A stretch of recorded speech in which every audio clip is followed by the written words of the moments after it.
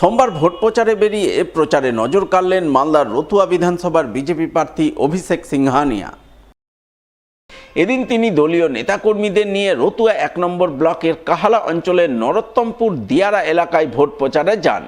নরোত্তমপুর দিয়ারা এলাকা ফুলহার নদীর অপর প্রান্তে অবস্থিত হওয়ার কারণে বিজেপি প্রার্থী নৌকায় চেপে ভোট প্রচার করতে করতে নরোত্তমপুর দিয়ারায় পৌঁছান।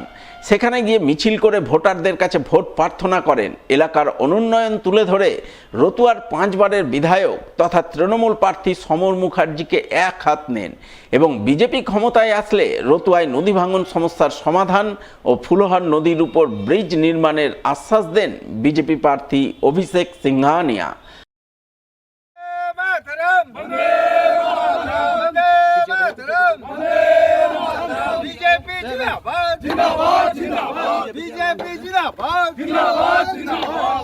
বিধানসভা ভোটে বিজেপি প্রার্থীকে বিপুল ভোটে জয় করুন।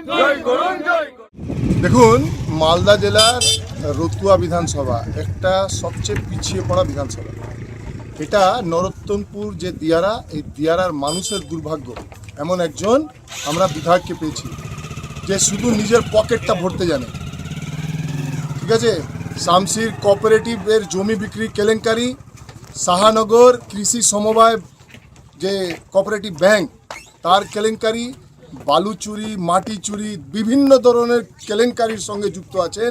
বিগত 5 বারের এমএলএ তার কাজ কথা বলছে। দেখুন, এই যে নরোত্তমপুর দিয়ারা, তার মানুষরা স্বাধীনতার পরেও আজকে এখানে নিম্নতম সুবিধাটুকু নেই। আমাদের সরকার আসলে আমরা প্রথমে রতুয়ার নদী ভাঙনের সমস্যা, এই যে এখানে ব্রিজ করার ব্যবস্থা, 1120 কোটি টাকা কেন্দ্র সরকার দিয়েছে এই নদী ভাঙনের জন্য, কিন্তু কি করেছে? সব লুটেপুটে খেলে।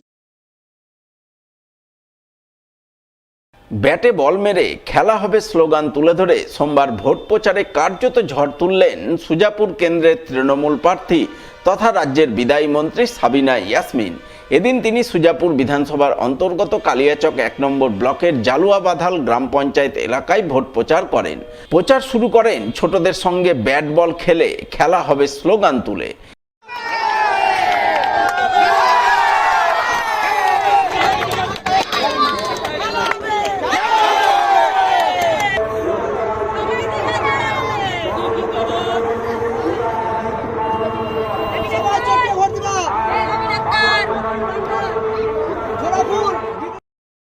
এরপর তিনি বিভিন্ন এলাকায় ঘুরে ঘুরে ভোটের প্রচার চালান। বিভিন্ন এলাকায় তৃণমূল প্রার্থীর গলায় মালা পরিয়ে তাকে স্বাগত জানানোর ছবি নজরে আসে, যা দেখে আনন্দে উৎফুল্ল হয়ে ওঠেন সুজাপুর কেন্দ্রের তৃণমূল প্রার্থী সাবিনা ইয়াসমিন।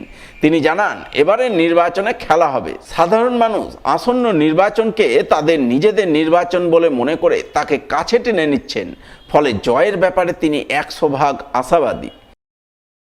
খুব ভালো লাগলো যে আমাদের যে স্লোগান 2021 সালে খেলা হবে স্লোগানে যেভাবে ঝড় উঠেছিল, আবার আমি এই আজকের দিনে, বিশেষ করে আজকের দিনটাতে ক্রিকেট খেলে খেলা হবে স্লোগান দিয়েই আবার ঝড় তুলছি এবং সত্যিকারে খেলা হবে। প্রচুর ভালো সাড়া পাচ্ছি, আপনারা দেখছেনই, খুব ভালো সাড়া পাচ্ছি। সবাই খুব দুহাত তুলে আমাকে দোয়া করছেন, আশীর্বাদ করছেন এবং সবথেকে বড় কথা যে তারা এই ভোটটা নিজেদের ভোট মনে করে রাস্তায় নেমেছে।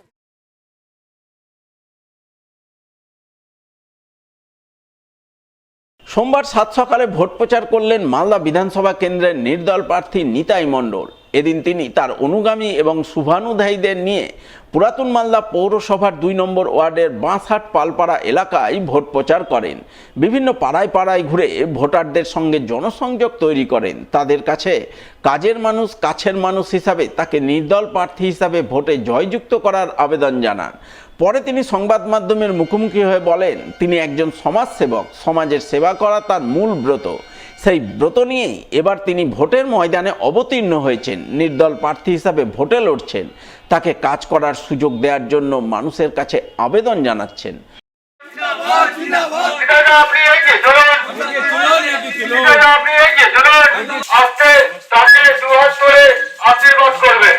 দল থেকে গরিব দুঃখীর জন্য, সমাজের জন্য, দেশের জন্য কাজ করার উদ্দেশ্য আমি সমাজ যাই হোক, আপনার নাই তো আপনার আত্মীয় বন্ধু বান্ধব পাড়া প্রতিবেশী আছে, হাত মিলান একটু। হ্যাঁ, দেখবেন যদি আমার ব্যবহার দেখবেন, কাজ দেখবেন।